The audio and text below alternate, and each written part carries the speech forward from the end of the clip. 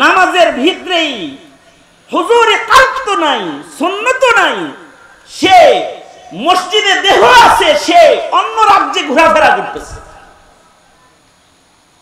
এই যে বেখিয়ালি নামাজ, এটা আমাদের হয়, এটা তাকওয়ার অভাবের কারণে হয়।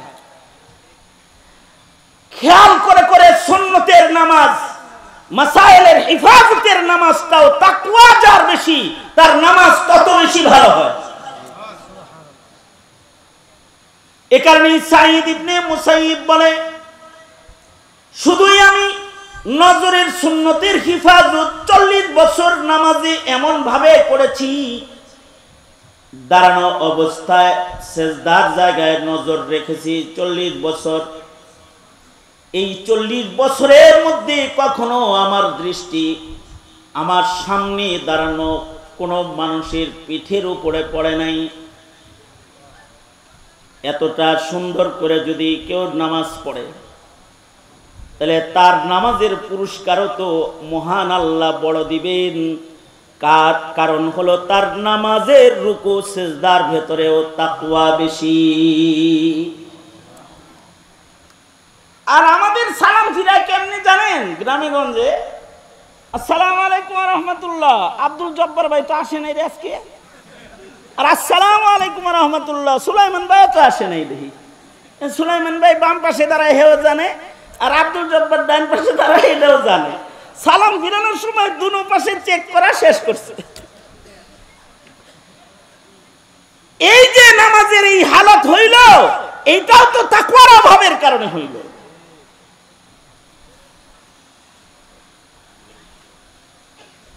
সুতরাং ইয়া আইয়ুহাল্লাযীনা আমানুত্তাকুল্লাহ, হে ঈমানদাররা আল্লাহকে ভয় করো।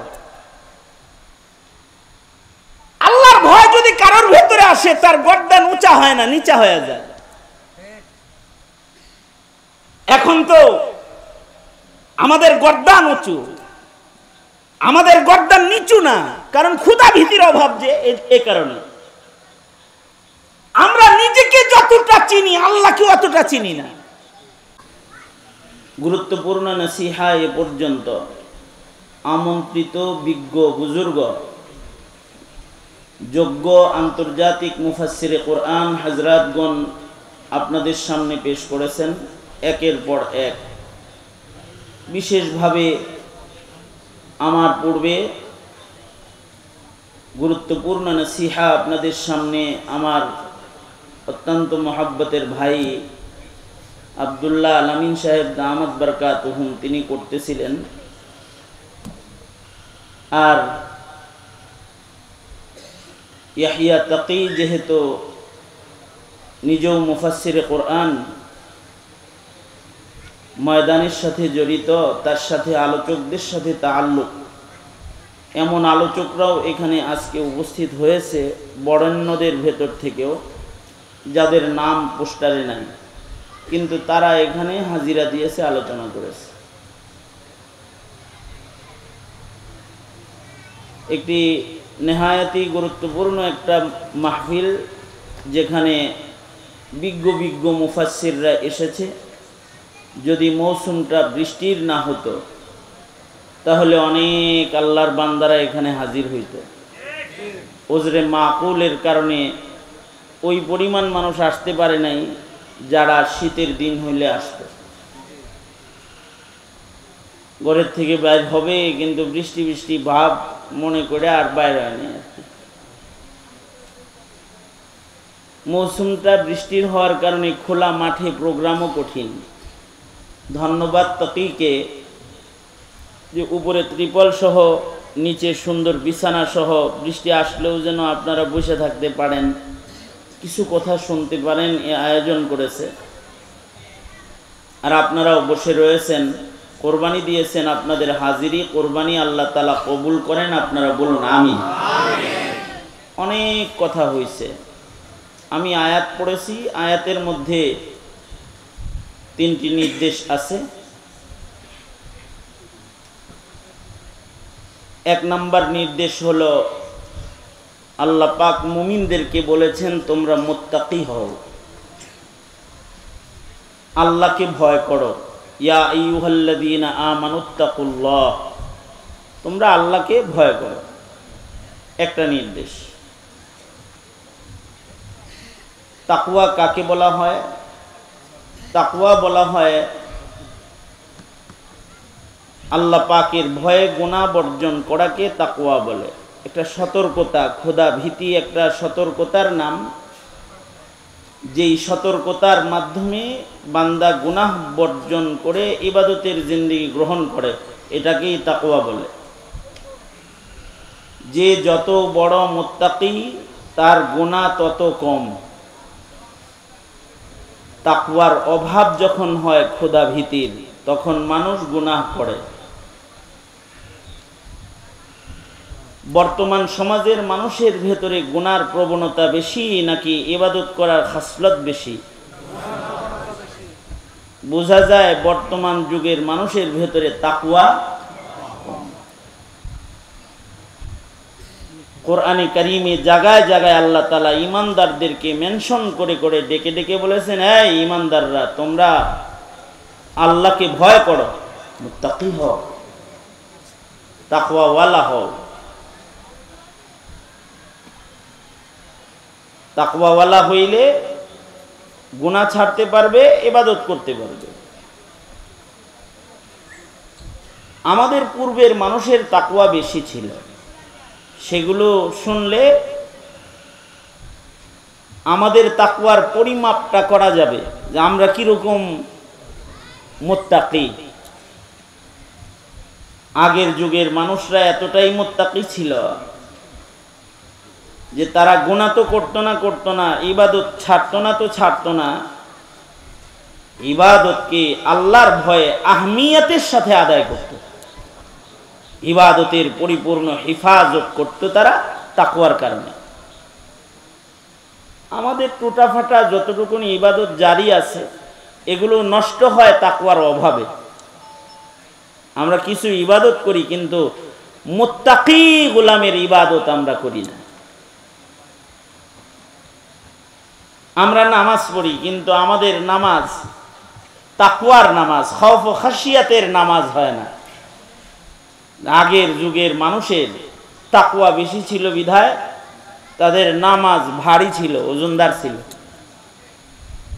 যেমন আমরা নামাজ পড়ি, তাকবীরুল্লাহর হেফাজত নেই, আমরা নামাজ পড়ি, জামাতের ইহতিমাম নেই। একটা জমানা ছিল সমাজের কোনো একটা বালেক পুরুষ ঘরে নামাজ পড়ত না। যেমন আল্লাহর রাসূলের জমানা, নবীজির জমানায়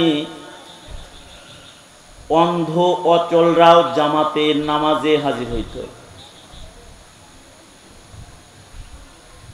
ঘরে নামাজ পড়ার মতো হিম্মতি তাদের ছিল না, কারণ তার ইবাদত যদি আল্লাহর কাছে পছন্দের না হয় তাহলে ইবাদত করে লাভ কি?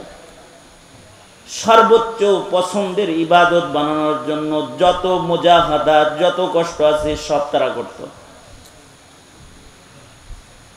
এই কারণে তাদের এই ইবাদতের ধারাবাহিকতাটা এক আধ সপ্তাহ ছিল না, একদিন দুই দিন না, এক বেলা দুই বেলা না, তারা লাগাতার ইবাদত করত। তাদের ইবাদতের কোয়ালিটিও লাগাতার ভালো রাখত। যেমন সাহাবায়ে কেরাম, তাদের ইবাদতের কোয়ালিটি বরাবরই ভালো এবং লাগাতার ভালো। তাবেঈদের যুগেও এটার হিফাজত ছিল। এ কারণে সাহাবীদের ইবাদতের বর্ণনা যেমন ইতিহাসের পাতায় আছে, তাবেঈদের গুনাহবর্জন ও ইবাদতের বর্ণনা, তাকওয়ার বর্ণনা ইতিহাসের পাতায় মওজুদ আছে। যেমন ইতিহাসের পাতার একজন তাবেঈর নাম আমি বলি আপনাদের সামনে, সাঈদ ইবনে মুসাইয়িব রাহমাতুল্লাহি আলাইহি, যিনি হযরত আবু হুরায়রার মেয়ের জামাই ছিলেন। হযরত আবু হুরায়রা হলেন মুকাসসিরিন সাহাবীদের অন্যতম সর্বোচ্চ হাদিস রিওয়ায়াতকারী সাহাবী হযরত আবু হুরায়রা। এই হযরত আবু হুরায়রার মেয়ের জামাতা ছিলেন সাঈদ ইবনে মুসাইয়িব, ওনার ইবাদতের ঐতিহাসিক বর্ণনা কিতাবে মওজুদ আছে। কেমন ঐতিহাসিক বর্ণনাগুলো? কিছু অংশ আমি বলি আপনাদের সামনে। একটা বর্ণনা, সাঈদ ইবনে মুসাইয়িব 40 বছর লাগাতার তাকবীরে উলা সহকারে নামাজ আদায় করছেন। কত বছর? এই ওখানে কথা কয় কে রে? এই তোরা কথা কস ওখানে, যা এখান থেকে।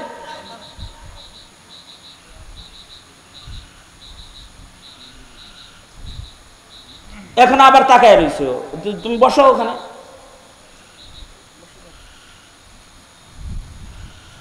আমি কি বললাম আপনাদের কাছে? কত বছর? এবার বুঝেন, আপনি আমি নামাজ পড়ি কয় বছর? তাকওয়ার হিসাবটা করতে পারবেন যে আমাদের তাকওয়ার পরিমাপটা কি। শুধু তাই নয়, সাঈদ ইবনে মুসাইয়িব লাগাতার 40 বছর নামাজ পড়েছেন তাকবীরে উলা সহকারে। শুধু তাই নয়, সাঈদ ইবনে মুসাইয়িব বলেন 40 বছর আমি মসজিদের পয়লা কাতারে বসে মুয়াজ্জিনের আজান শুনেছি। তার মানে হলো 40 বছর লাগাতার তিনি আজানের আগে মসজিদে প্রবেশ করেছেন। ওনাকে বলা হয়েছে আজানের আগে কেন মসজিদে আসেন, এটাকে বলে তাকওয়াল্লাহ। উনি বলেন এজন্যে আজানের আগে মসজিদে এসে বসে থাকি, ময়দানে মাহশরে মহান আল্লাহ আদালতে কিবরিয়াতে যদি আমায় জিজ্ঞেস করে, সাঈদ আমার ঘরে আমার কদমে সেজদা দিতে মুয়াজ্জিন দিয়ে ডেকে ডেকে তোমায় কেন আনা লাগতো? ভরপুর মজলিসে ময়দানে মাহশরে কাহার আল জালালের সামনে এর উত্তর আমি কি দিব? এই ভয়ে আজানের আগে 40 বছর মসজিদে হাজিরা দিই।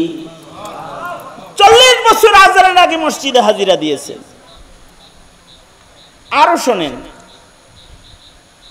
ইকামতে সালাত কাকে বলে? ইকামতে সালাত কি খালি সমাজে নামাজ, সবাইকে নামাজি বানানো, এটা ইকামতে সালাত না। ইকামতে সালাত হলো নিজের নামাজকে এমন ভাবে পড়া যেন আমার কোন ত্রুটির কারণে আমার নামাজ অস্তিত্বহীন না হয়ে যায়। কারণ হাদিসে আছে কিছু মানুষের নামাজ অস্তিত্বহীন হয়ে যাবে, চেহারায় ছুঁড়ে মারা হবে। ইকামতে সালাতের বহু দিকের একটা দিক হলো মাসাইলে সালাতকে গুরুত্বের সাথে হিফাজত করা, একটা সুন্নতের হিফাজত করা। সাঈদ ইবনে মুসাইয়িব যে নামাজ পড়েছেন তিনি একটা সুন্নতের হিফাজত কেমন করেছেন? উনি বলেন যে 40 বছর আল্লাহর শুকর আমি নামাজ পড়েছি, আমার নজর সিজদার জায়গায় ছিল। 40 বছরের ভেতরে নামাজরত দাঁড়ানো অবস্থায় আমার নজর কখনো আমার সামনে দাঁড়ানো মানুষের পিঠের উপরে পড়ে নাই। আল্লাহু আকবার কবির। কি গুরুত্বটা কোন পর্যায়ের? তার মানে হলো নামাজের মধ্যে চোখের একটা সুন্নত আছে না? চোখের সুন্নতের একটা বর্ণনা শুনেন। একটা সুন্নতের অনেক দাম। ওমাইয়ুতি ইল্লাহ ওয়ার রাসূল ফাউলাইকা মাআল্লাযিনা আনআমা আল্লাহু আলাইহিম মিনান নাবিয়্যিন ওয়াস সিদ্দীকিন ওয়াস শুহাদাই ওয়াস সালিহিন। বিনা হিসাব জান্নাতীদের সাথে জান্নাতে থাকা যাবে সুন্নতের আমলের বরকতে। আর আমি তিলাওয়াতকৃত আয়াতের শেষে আছে, আমার তিলাওয়াতকৃত আয়াতের শেষে আছে ওমাইয়ুতি ইল্লাহ ওয়ার রাসূলা ফাকাদ ফাযা ফাওজান আযীমা। যারা আল্লাহর রাসূলের ইত্তিবা করবে, সুন্নতের ইত্তিবা করবে, তাদেরকে আল্লাহ তাআলা অনেক বড় পুরস্কার দান করবে, অনেক বড় পুরস্কার দান করবে। সাঈদ ইবনে মুসাইয়িব শুধু চোখের সুন্নতটার কত গুরুত্ব দিছে। চোখের সুন্নত কি? নামাজরত। নামাজে যখন কেউ দাঁড়াবে, দাঁড়ানো অবস্থায় চোখের সুন্নত হলো নজর থাকবে সিজদার জায়গায়। যখন রুকুতে যাবে তখন নজরের সুন্নত হলো তার চোখের দৃষ্টি থাকবে দুই পায়ের মাঝখানে। যখন সিজদা অবনত হবে দুই হাতের মাঝখানে চোখ দুইটু খোলা থাকবে। নামাজের ভিতরেই হুজুরে কাল্প নাই, সুন্নত নাই, সে মসজিদে দেহ আছে, সে অন্য রাজ্যে ঘোরাফেরা করতেছে। এই যে বেখিয়ালি নামাজ, এটা আমাদের হয়, এটা তাকওয়ার অভাবের কারণে হয়। খেয়াল করে করে সুন্নতের নামাজ, মাসাইলের হিফাজতের নামাজটাও তাকওয়া যার বেশি, তার নামাজ তত বেশি ভালো হয়। এ কারণে সাঈদ ইবনে মুসাইয়িব বলে, শুধুই আমি নজরের সুন্নতের হিফাজত 40 বছর নামাজে এমন ভাবে করেছি, দাঁড়ানো অবস্থায় সিজদার জায়গায় নজর রেখেছি 40 বছর। এই 40 বছরের মধ্যে কখনো আমার দৃষ্টি আমার সামনে দাঁড়ানো কোনো মানুষের পিঠের উপরে পড়ে নাই।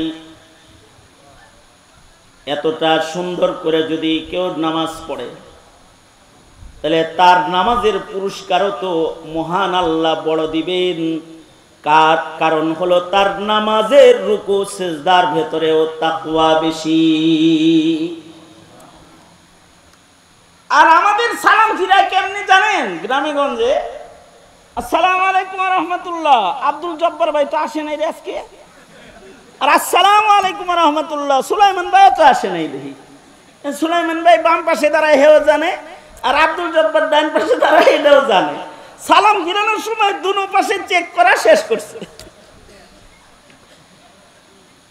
এই যে নামাজের এই হালত হইল, এইটাও তো তাকওয়ার অভাবের কারণে হইল।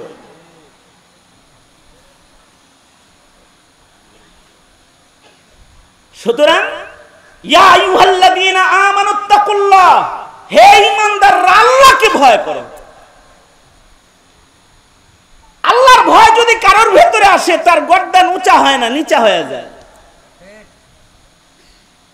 এখন তো আমাদের গর্দান উঁচু, আমাদের গর্দান নিচু না, কারণ ক্ষুধা ভীতির অভাব যে, এ কারণে আমরা নিজেকে যতটা চিনি আল্লাহকে অতটা চিনি না। আমরা সবাই নিজেকে যতটুকু চিনি, আহকামুল হাকিমিনের ক্ষমতা ও কুদরতকে অতটা চিনি না। এমনকি আমরা হাসিনারে আর খালেদা জিয়ারে যতটা চিনি, আওয়ামী লীগ আর বিএনপিরে যতটা চিনি, আল্লাহরে অতটা চিনি না। আমরা আল্লাহরে যদি চিনতাম ভালো, তাইলে আমরা ভিন্ন কোয়ালিটির মুসলমান হইতাম।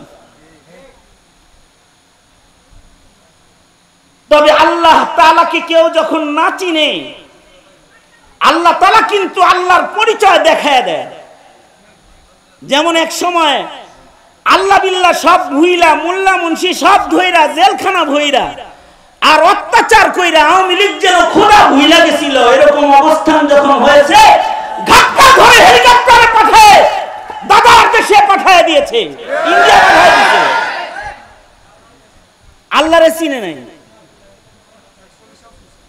এই সামনেও যারা ক্ষমতায় আসতেছে তাদেরকে বলবো, আল্লাহ চিনো, আল্লাহ চিনো,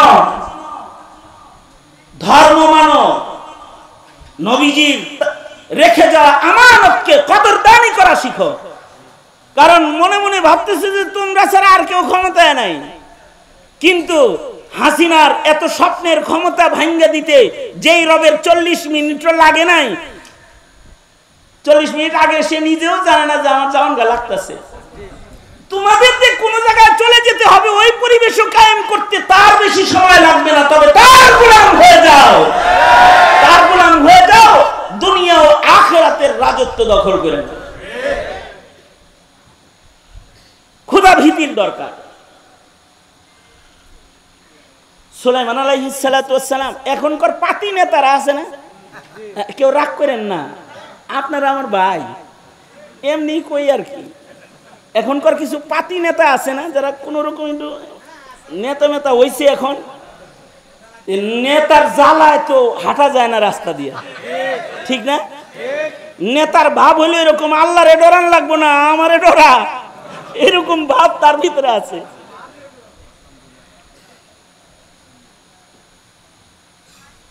আঞ্চলিক একটা নেতা এইরকম, একদিন সে পলায়া ছিল, এখন বুক টান করে হাঁটে এখন, মানে হের কিন্তু কোনো ক্ষমতা নাই, তার উপরের কোন বসের পাওয়ারের জ্বালাই হের দাপটে এলাকা দিয়ে হাঁটতে পারবেন না আপনি। কারণ কি? খোদাবিতি নেই। আর সুলাইমান আলাইহিস সালাতু ওয়াস সালাম তাফসীরে রূহুল মাআনি ও রূহুল বায়ান সব জায়গায় এগুলো মওজুদ আছে, বিভিন্ন তাফসীরে, বিভিন্ন হাদিসের রিওয়ায়াতে। হযরত সুলাইমান আলাইহিস সালাতু ওয়াস সালাম একবার তখতে সুলাইমানিতে চইরা যাইতেছেন। সুলাইমান আলাইহিস সালাতু ওয়াস সালামের তখতে সুলাইমানি কত বড় ছিল, আর সুলাইমান আলাইহিস সালাতু ওয়াস সালামের রাজত্ব কত বড় ছিল, এই বিষয়ে আলোচনা করতে গেলে এইটা নিয়ে ঘুটুর ঘুটুর করতে হবে অনেক টাইম। তবে সারা দুনিয়ার রাজত্ব যারা করেছে তাদের ভেতরে হযরত সুলাইমান একজন, এবং ওনার আল্লাহ প্রদত্ত মুজিজার ভেতরে একটা মুজিজা হলো সুলাইমান নবীর হেলিকপ্টারও লাগতো না, বিমানও লাগতো না। উনি কিন্তু তখতে সুলাইমানিতে চড়ে বসলে তখতে সুলাইমান আলাইহিস সালামকে নিয়ে সারা দুনিয়া সায়ন করত, সারা দুনিয়া ঘুরত তখতে সুলাইমান। তো হযরত সুলাইমান আলাইহিস সালাতু ওয়াস সালাম একবার তখতে সুলাইমানিতে বসে কোন দিকে যাইতেছেন, নেতারা ভালো করে হইনেন, তো তখতে সুলাইমানিতে চড়ে যাইতেছেন একদিকে। এই তখতে সুলাইমানিতে চড়ে যখন যাচ্ছেন, তখতে সুলাইমানির ভিতরে হাই রে, ওই যে কি কাঠ যেন কয় যে উপরে খোলা থাকে, কি সান্ডব না, হ্যাঁ, সাত খোলা কাঠ যদি কারোর থাকে, আর যদি সে নেতা হয় আর হে যদি রাস্তা দিয়ে যায়, তখন সিটের উপরে দাঁড়ায় এরম এরম এরম করতে করতে যায় না, এরকম করতে করতে যায় না। তখতে সুলাইমানির তো ছাদ নাই, তখতে সুলাইমানিতে সুলাইমান নবী বসে আছেন, নিচে থেকে সবাই সুলাইমান নবীকে দেখতে চায়, সবাই তখতে সুলাইমানির দিকে তাকায়, কিন্তু সুলাইমান আলাইহিস সালাতু ওয়াস সালাম উনি আসামির মতো মাথাটা নিচে দিয়া চুপি চুপি বৈশা যায় সব সময়। হযরত সুলাইমানের মন্ত্রী পরিষদ যারা, তারা সুলাইমান নবীকে জিজ্ঞেস করলেন, পয়গম্বর সুলাইমান, তখতে সুলাইমানিতে বসে আপনি যান, মাথাটা পর্যন্ত উঁচা করেন না, আর হেমিয়ার নেতা দেখে মোটর সাইকেলে বইছে, তাই তার ধাক্কার চোটে কেউ রাস্তায় থাকতে পারে না। আর তখতে সুলাইমানিতে সুলাইমান আলাইহিস সালাতু ওয়াস সালাম বসেছেন, মাথা নিচের দিকে দিয়ে বসে আছেন। মন্ত্রী পরিষদ বলে, সুলাইমান মাথা নিচের দিকে দিয়ে কেন বসে আছেন, মাথা কেন উঁচা করেন না, এভাবে জড়সড় হয়ে বসেছেন কেন? হযরত সুলাইমান বলে, সারা দুনিয়ার বাদশাহী মহান আল্লাহ আমাকে দান করেছে, কিন্তু আমাকে এই বিনয় আর নম্রতা একটা পিপিলিকায় শিক্ষা দিয়েছে। আমার এই বিনয় আমি শিক্ষা গ্রহণ করেছি একটা পিপিলিকার কাছ থেকে। আল্লামানি নামলাতুন, একটা পিঁপড়ায় আমাকে মাথা নত করা শিখাইছে। কেমনে? ওই যে পিপিলিকার সাথে আমি কথা বলতেছিলাম, সুলাইমান নবী পিঁপড়ার সাথে কথা বলতেন, পিপিলিকার কথা বুঝতেন, এমনকি মন্তকাত তায়র পশু পাখির ভাষা আল্লাহ পয়গম্বর সুলাইমানকে শিক্ষা দিয়েছিলেন। সূরা নামল সুলাইমান নবীও পিপিলিকার কথার দলিল বহন করে, ইতিহাস বর্ণনা করে মহান আল্লাহ উম্মতে মুসলিমাকে সূরা নামল দান করেছেন। পিঁপড়ার সাথে কথা বলতেন।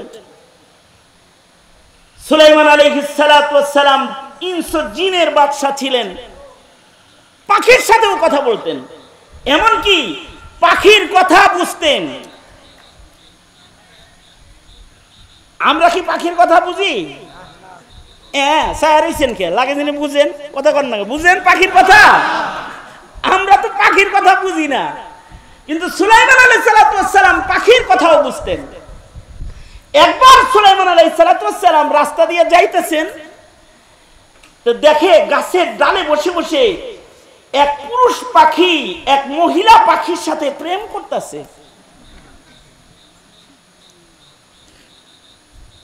পুরুষ পাখিটা মহিলা পাখিরে কয় কি জানেন? এই আমার মতো প্রেমিক পাবি না, এগুলো বলতেছে। এই আমার সাথে বিয়া শাদী হইলে লাভ আছে, আমি অন্যান্য পাখির মতো পাখি না। এক চড়ই আর এক চড়ই পাখিরে বলতেছে, আমার সাথে একটু পীড়িত কর, আমার সাথে প্রেম করলে লাভ আছে। কি লাভ জানিস? আমি তোকে মসজিদুল আকসার সাদা গম্বুজের ভেতরে তোর জন্য একটা বাড়ি বানায় দিব। সুলাইমান নবী কয়, সব বিয়াকারীরা মিথ্যাবাদী, কারণ মসজিদুল আকসার খবর আমার চাইতে তো আর কেউ বেশি জানে না। বারবার আমি মসজিদুল আকসা নির্মাণ করেছি, আর ও বউয়ের লোক দেখাইতেছে যে ওই মিনারার সাদা জায়গায় তোকে একটা বাসা বানায় দিব, ওইখানে দুইজন থাকবো, আমার সাথে ওই জায়গায় সম্পর্ক আছে, করার মতো লাইনঘাট আছে, এগুলো বলতেছে। সুলাইমান নবী বলে যে কিরকম মিথ্যাবাদী, কুল্লু নাকিহিন কাযযাব। সুলাইমান নবী বলে সব বিয়াকারী যারা এগুলো সব মিথ্যাবাদী, কারণ বিয়ার আগে খালি বিভিন্ন ধরনের প্রলোভন কথাবার্তা উল্টা উল্টা কয়, আর বিয়ার পরে এই মিষ্টি কথা থাকে না, এই কথাগুলো টক হয়ে যায়। মানুষের মুখের কথা টক হয়ে যাক, তিতা হয়ে যাক, ধারালো হয়ে যাক, এটা আল্লাহ পাক চান না। এ কারণে আল্লাহ পাক বলেন অকুলু কাওলান সাদীদা। আমি যে আয়াত পড়েছি এটা কিন্তু বিবাহের খুতবার ভেতরে এই আয়াত পড়া হয়। বিয়ের খুতবার ভিতরে যে 3 আয়াত পড়া হয় তার ভিতরে এটা এক আয়াত।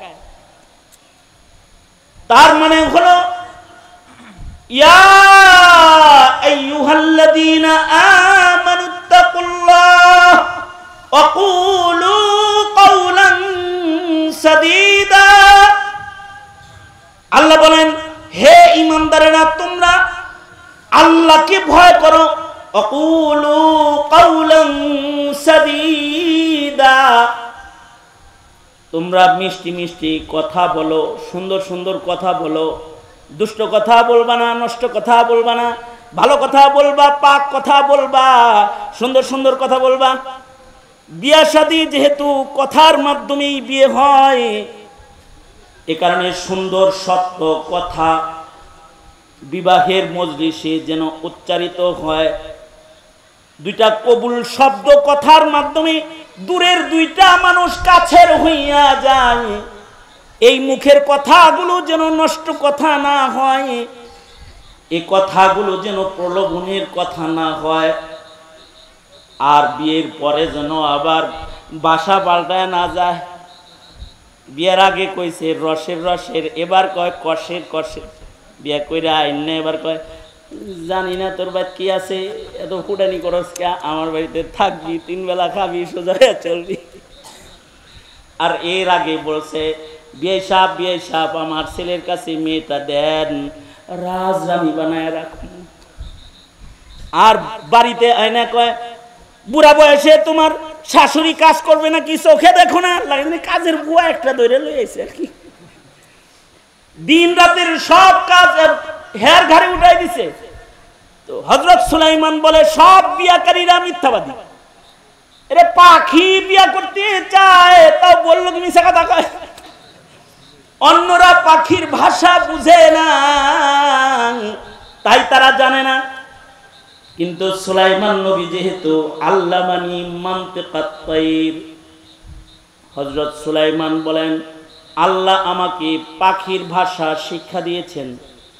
উনি পাখির ভাষা শুনতেছেন, যে পাখি পাখিরে বলে আই লাভ ইউ, আমি তোমাকে ভালোবাসি, আর আমি স্বামী হিসেবে একজন মানে খুব ভালো কোয়ালিটির একটা স্বামী, সুতরাং আমাকে বিয়ে করলে তোমাকে কিন্তু মসজিদুল আকসার মিনারায় আমি বাড়ি বানায় দিব।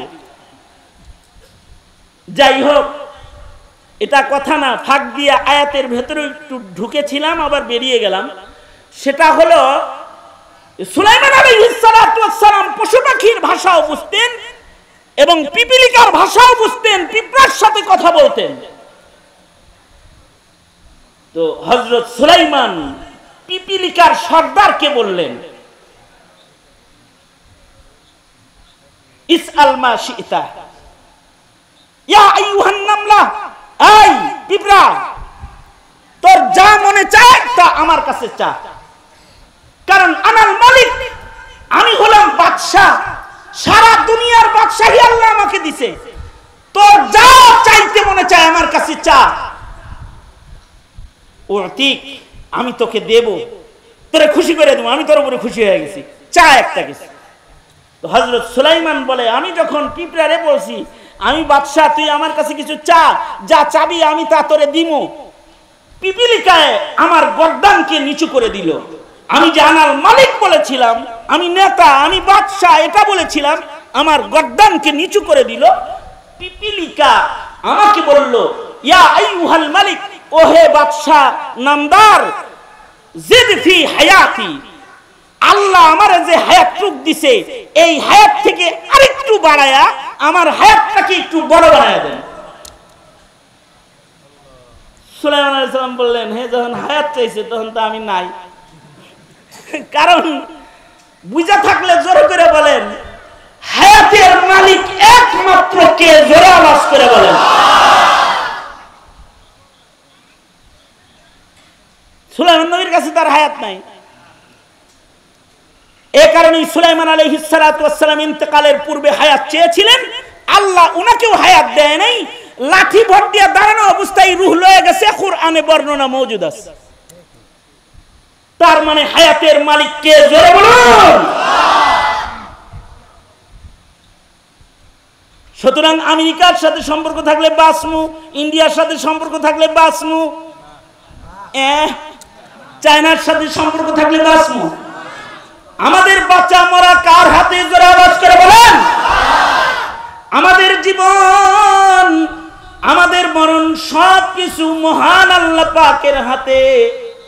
এ কারণে মুসলমানরা আমেরিকাকে ভয় পায় না, ইমানদারেরা ইন্ডিয়াকে ভয় পায় না, কারণ তাদের আয়তন বড় হতে পারে, অস্ত্রের শক্তি বেশি হতে পারে, ওদের জন্য আল্লাহ নাই, লানাল মাওলা ওয়ালা মাওলা লাহুম, আমাদের জন্য আছেন কে, জোরে আওয়াজ করে বলেন। হায়াতের মালিক তো আল্লাহ, পৃথিবীর কোন রাজা বাদশার কাছে হায়াত নাই। সুলাইমান নবী বললেন, এইটা ছাড়া অন্য কিছু চাওয়া যায় না, এটা তো কোনো মানুষ দিতে পারে না, আসলেই দিতে পারে না। কোন বড়ি খায়া হায়াত বানান যায় না, হায়াত বড়ি নাই। ইদানিং কালে কোন ঔষধ যদি মার্কেটে আসে, এইটার ম্যানেজমেন্টে এবং প্রচারণায় যে পরিমাণ, ওগুলোর কি কয় ইংলিশে, হ্যাঁ, আরে না, যারা ঔষধ লয়ে ঘুরে মার্কেটিং করে, মার্কেটিং ম্যানেজার, এই মার্কেটিং ম্যানেজার ট্যাবলেট যত আছে তার চাইতে ম্যানেজার বেশি আছে। মার্কেটিং ম্যানেজার বড়ি যে কয়টা, এর চাইতে লোক বেশি। সব ডাক্তারের চেম্বারে একজন করে বয়ে রয়েছে। একজন আইসা আমাকে বলে, হুজুর আমি কিন্তু ভালো ওষুধ কোম্পানির একজন মার্কেটিং ম্যানেজার, আমরা দাওয়াত দিতে আইছি আর কি। আমি বললাম, তাই তো আপনার লগে খাতির রাখা দরকার, কারণ অসুখ বিসুখ জেলের থেকে আসার পরে না খুব বেশি, হাসিনা জেলখানায় এত আদর করছে যে জেলের থেকে বের হওয়ার পরে এবার অসুখ বিসুখের সীমা নাই, আপনার লগে খাতির দরকার। আমি বললাম, তো আপনার কোম্পানি কি কি ওষুধ বানায়? এই এই এই এই এই এই এই এই এই আমি কই যে ধর মিয়া, এই ওষুধ তো অন্য কোম্পানিও বানায়, আপনার কোম্পানিকে বললেন একটা ভালো বড়ি বানাইতে, কি কোনো আইডিয়া হুজুর? আমি কই হ্যাঁ, আমার কাছে দারুণ আইডিয়া আছে, যে জমিন বেচে আগে বড়ি কিনা সবাই যার যার আলমারি বইরে রাখবো, যদি একটা বড়ি খালি বানান যায়, বড়িটার নাম দিবেন হলো হায়াত বড়ি। কি বড়ি? কি বড়ির নাম হবে হায়াত বড়ি। এইটা কেনার জন্য বাপেরা তাদের মিরাজ বন্টন বন্ধ করে দিবে, যার যার জমিন বইছে নিজেই বড়ি কিনা বয়া থাকবো, আর কইব তুই যা, ছেলে আসে ভালো কথা, বড়ি কেনার জন্য টেহা পাবি না। এই জায়গা জমিন যা আছে এগুলো সব বিক্রি করে আমি বেঁচে যাচ্ছি, কারণ হায়াতের দাম মানুষের কাছে এত বেশি, কিন্তু হায়াতের মালিকানা এক জাররাও মানুষের কাছে নাই। আল্লাযী খালাকাল মাউতা ওয়াল হায়াতা লিয়াবলুয়াকুম আইয়ুকুম আহসানু আমালা, এটার মালিকানা একমাত্র কার? জোরে আওয়াজ করে বলেন। সুলাইমান নবী বলে আমার কাছে তো হায়াত নাই।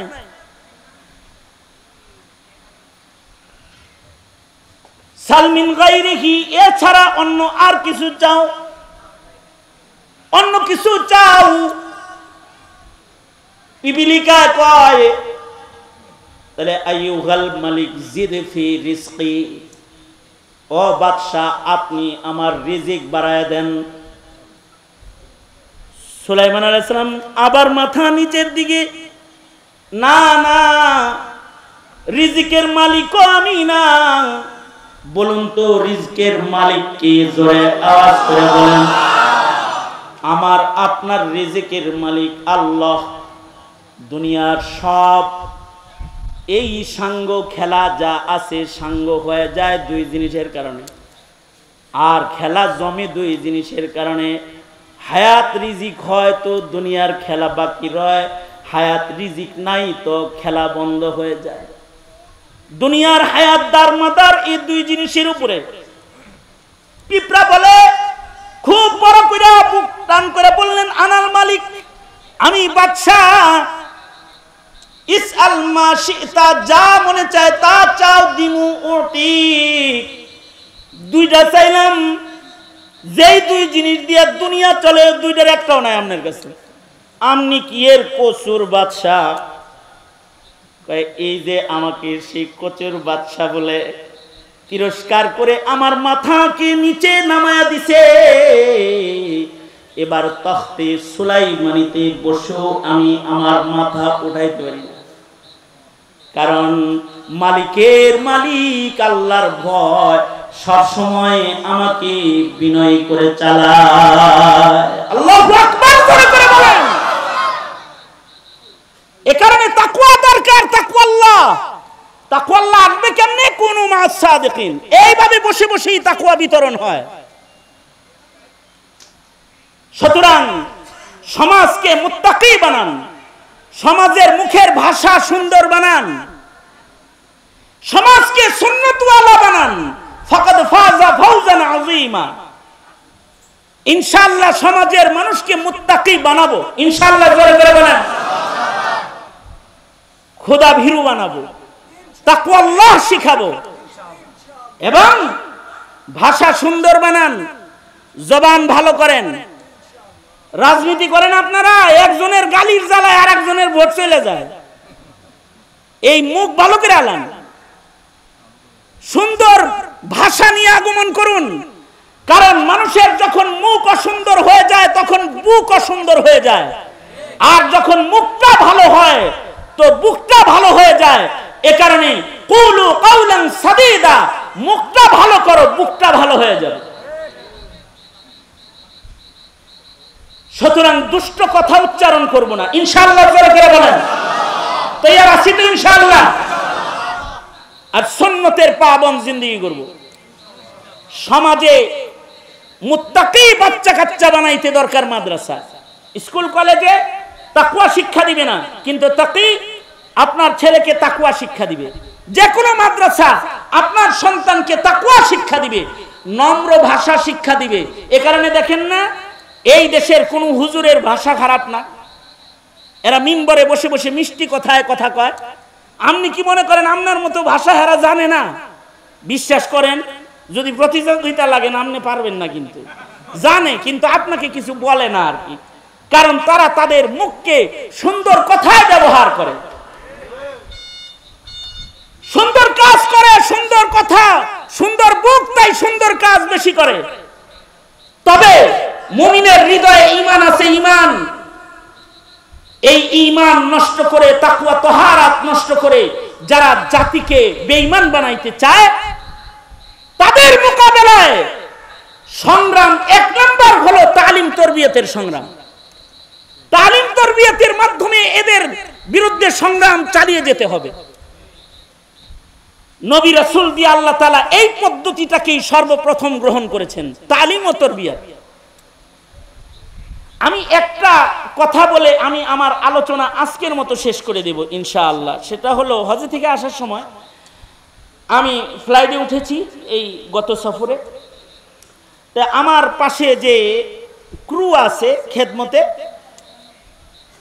তো বিজনেস ক্লাসের ওই ক্রুদের কাছে নাম শুদ্ধা ওদের কাছে লিস্ট আছে, অমুক অমুক এত সিটে, অমুক অমুক এত সিটে। তো আমার সিট বরাবর এসে দাঁড়ায় ক্রু বলে কি, your name Khalid Saifullah Ayyubi? G, my name is Khalid Saifullah Ayyubi. Your name, তোমার নাম কি? মাই নেম ইজ আলী, আমার নাম আলী। আলী।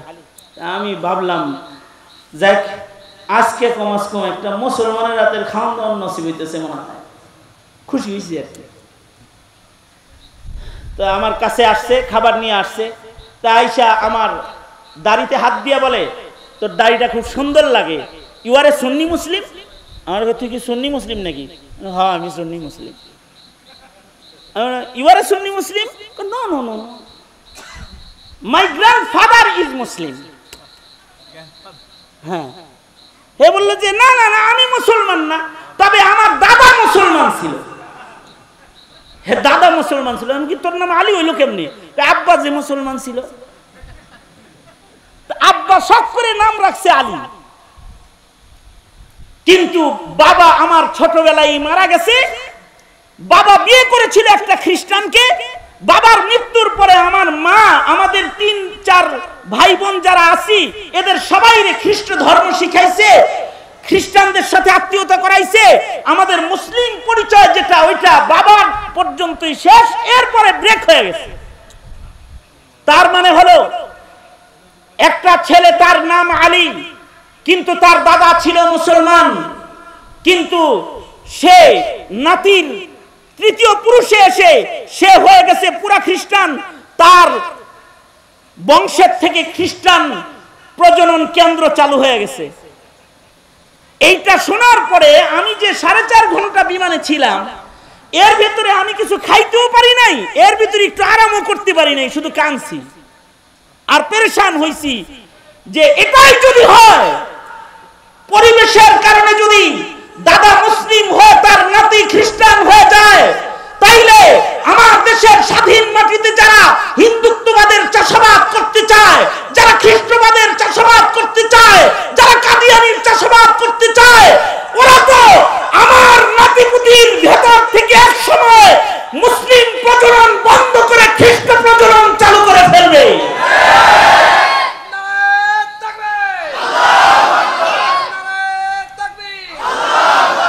তাইলে আমি আপনি মুমিন হিসাবে আপনার আমার জমিনের পাহারাদারির সতর্কতা কতটুকু হওয়া দরকার? বুঝলে বুঝপাতা, না বুঝলে নাকি তেজপাতা লোকে বলে। সুতরাং আমি যা বললাম তো বললামই, বুঝলে তো বুঝপাতা, না বুঝলে তেজপাতা। দেশ রক্ষা করো, সমাজ রক্ষা করো, মুত্তাকিদের সমাজ গড়ো, সুন্নাত রক্ষা করো, পরিবেশ রক্ষা করো, জমিনের পরিবেশ রক্ষা করো। সময় এসেছে আবার নতুন করে দেশের স্বাধীনতা সংরক্ষণ করার। দেশটাকে কোনো হিন্দু খ্রিস্টান মালাউনের দালালের হাতে তুলে দিও না, মুসলিম হিসাবে পাহারাদারি করো, তৈরি আছেন তো ইনশাআল্লাহ। আল্লাহ তাআলা আমাদেরকে ভূমিকায় অবতীর্ণ হওয়ার তৌফিক দান করেন। এটাই সংক্ষিপ্ত কথা। ইয়াহিয়া ভাতিজা, বন্ধু, বড় ভাই, জাকারিয়া আল হুসাইনি দামাত বারকাতুহুম কর্মজীবনের প্রথম বছরের সঙ্গী, আর তারই সন্তান আমার কোলে পেশাব করছে হিয়া, এ তাকি আমার কোলে মুছছে মিয়া। হ্যাঁ, কয়বার মুছছে জানি না। যাই হোক, মুফাসসিরে কোরআন ভাতিজা তো ভাতিজার দরদে চাচার হাজিরি। গভীর রাতে কিছু হৃদয়ের ব্যথা আপনাদের কাছে বললাম, আল্লাহ তাআলা বুঝবার তৌফিক দান করে। তার যে মিশন, মসজিদ মাদ্রাসা প্রতিষ্ঠা করে সমাজের উন্নয়ন করা, মুত্তাকির সমাজ গড়া, এই গড়তে তাকে তার হাতকে শক্তিশালী করতে পাশে থাকবেন তো ইনশাআল্লাহ। আল্লাহ সবাই ইস্তিগফার বলেন, আস্তাগফিরুল্লাহ রাব্বি মিন কুল্লি যামবি ওয়া আতুবু ইলাইহি লা হাওলা ওয়ালা কুওয়াতা ইল্লা বিল্লাহিল আলিয়্যিল আযীম। আস্তাগফির। তোমরা কি এখনই খুলে দিবা? হ্যাঁ, শেষ? রাহো রাহো রাহো, পরে খুলে নে, এখন একটু দোয়া কালাম করো। বসো, জায়গায় বসো, আগে কান সারো, তারপরে নড়াচড়া করবা, এর আগে নড়বা চড়বা না। সভাপতি সাহেবের বক্তব্যটা পর্যন্ত দিলাম না, এই কারণে যেন পরিবেশ নষ্ট না হয়। মাহফিলটার শেষ ইতি হোক, শেষ ভালো যার, সব ভালো তার। সুতরাং খুব সংক্ষিপ্ত একটু দোয়া হবে, দোয়ার মাধ্যমে মজলিস ইতি হবে। আর কিছু বলবো আব্বু? তো দোয়ার মাধ্যমে মজলিস ইতি হবে। এই মরহুমদের জন্য দোয়া করি, এই জমিনের মাইয়িতদেরকে আল্লাহ তাআলা মাফ করে দেয়, আমিন বলেন। অসুস্থদেরকে আল্লাহ তাআলা সুস্থ করে দেয়, আমিন বলেন। এই জুলাই বিপ্লবে যারা শহীদ হয়েছে, আল্লাহ তাদের মাফ করে দেয়, জান্নাত দান করে। যারা অসুস্থ অবস্থায় রয়েছে, আল্লাহ তাআলা তাদেরকে সুস্থতার নিয়ামত দান করে। যারা ত্যাগ দিয়েছে স্বাধীনতা সার্বভৌমত্ব রক্ষায়, তাদেরকে উত্তম জাযা আল্লাহ তাআলা দান করে, আমিন বলেন। আলহামদুলিল্লাহি রাব্বিল আলামিন, والصلاة والسلام على سيد الأنبياء والمرسلين محمد وعلى آله وأصحابه أجمعين। ভাতিজা ইয়াহিয়া তাকির আয়োজনে তার মাদ্রাসায় হাফেজ ছাত্রদের মাথায় দস্তার পড়াইছি। আল্লাহ, তার গর্বিত পিতা মজলিসের সভাপতি রব্বুল আলামিন, গভীর রাত মাঝরাত পার হয়ে শেষ রাত্রিতে আমরা পা রেখেছি। ভিক্ষুকের মতো গভীর রাতে দুইটা হাত কাঙ্গালের মতো বাড়ায় ধরেছে।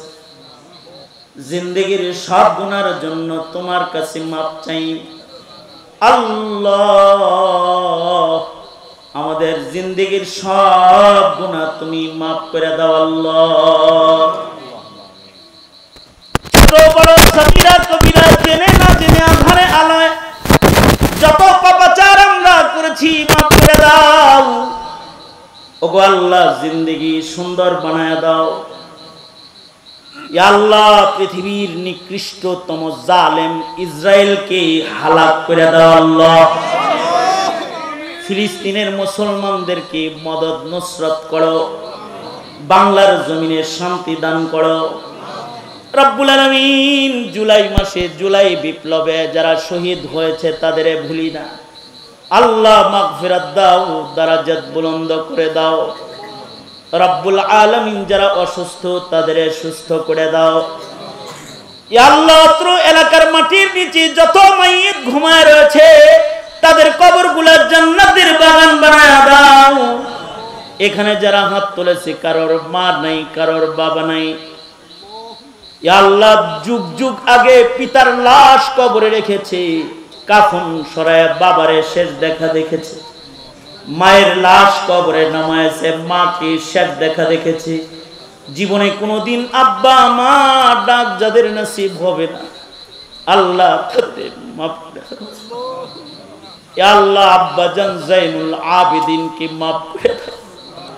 এমন আমার মতো যারা বাপ খারাপ, সকলের বাবাকে জান্নাত দিয়ে দাও রব্বুল আলামিন। আমাদের আওলাদ ফরজন্দদেরকে নেককার বানাও, মাদ্রাসাতুত তাকিকে কবুল করে নাও রব্বুল আলামিন। হাজত খাজানায়ে গায়েব থেকে মিটায় দাও রব্বুল ইজ্জত। এই মুহূর্তে আমাদের সালাম প্যারা নবীর রওজায়ে আতহারে পৌঁছায় দাও। ইয়া আল্লাহ, জানি না কখন মৌতের পরওয়ানা জারি হয়ে যাবে, মৃত্যুর আগে কামিল ঈমান নসিব করে দিও আল্লাহ। অনেক কিছু বলার, সংক্ষেপ বক্তব্য, যা বলার, যত কল্যাণ সব আমাদের তুমি দান করো, আর যত অকল্যাণ তার থেকে ধরে ধরে আমাদের হিফাজত করো। আল্লাহুম্মা জাআল সারানা আলা মান যালামানা ওয়ানসুরনা আলা মান আদানা ওয়ালা তাজআল মুসিবাতানা ফি দীনিনা ওয়ালা তাজআলিদ দুনিয়া আকবার হাম্মিনা ওয়ালা মাবলাগা ইলমিনা ওয়ালা গায়াতা রাগবাতিনা ওয়ালা তুসাল্লিত আলাইনা মান লা ইয়ারহামুনা।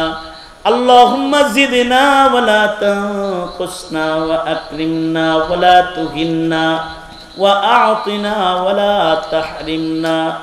আল্লাহুম্মা ইন্না নাসআলুকাল জান্নাতা ওয়া নাউযু বিকা মিনান নার। মুহররমুল হারামের ত্যাগের আদর্শ আমাদের দান করো। আগামীকাল মুহররমের আশুরার রোজা, ইয়া আল্লাহ, নফলের রোজার কদর যারা করে, ইয়া আল্লাহ তাদের সহজ করে দাও। রব্বুল আলামিন খায়র ও বরকত দিয়া মালামাল করে দাও। রব্বুল আলামিন এই মাদ্রাসা, এই মসজিদুল আকসাকে কবুল করে নাও। রব্বুল আলামিন মুআবিনিন মুহিব্বিনদেরকে পাশে দাঁড় করায় দাও। সুবহানা রাব্বিকা রব্বিল ইজ্জাতি আম্মা ইয়াসিফুন ওয়া সালামুন আলাল মুরসালিন ওয়ালহামদুলিল্লাহি রাব্বিল আলামিন।